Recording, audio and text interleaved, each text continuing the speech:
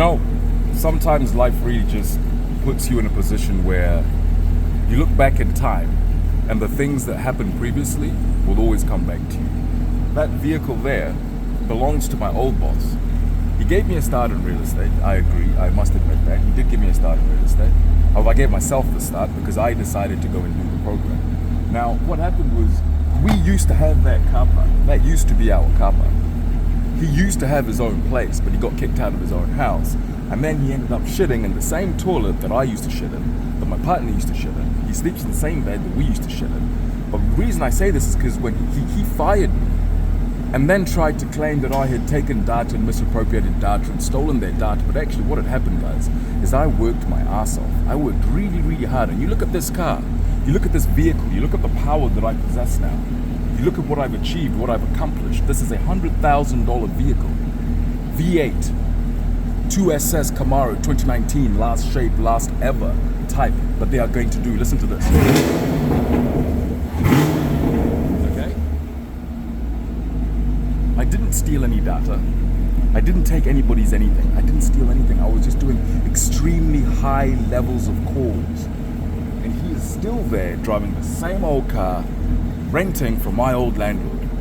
And he's a real estate agency boss. And did I tell you that he came to one of my auctions to try and buy a vehicle off, a house off me that we had already done the deal on? That's who you're dealing with. You're dealing with people like that in New Zealand. And then he also came to an auction and tried to rubbish me and tell the auctioneer, don't trust that man, he is untrustworthy. That's all my experience in New Zealand has ever been. Bunch of older white men telling other people that I'm untrustworthy and I'm unreliable. But look at that. I used to park in that vehicle, in that car park. I used to be there, and he is still there 5-6 years later. So ladies and gentlemen, do not let other people tell you what your value is, what you're worth, what you're going to do with your life, or what you're going to achieve, what you're not going to achieve, because that is bullshit. And I've wanted to do this for a very long time.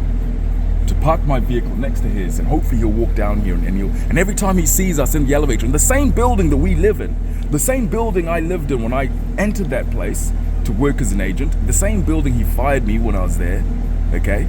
The same thing. And then they said that I misappropriated data, and I never misappropriated anybody's data. I was just really good, and I made a lot of phone calls. I made 100 phone calls a day, and now look at where I am.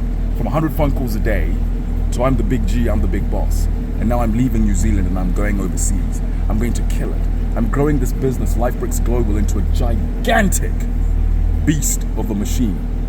And he's still going to be there renting from my old landlord.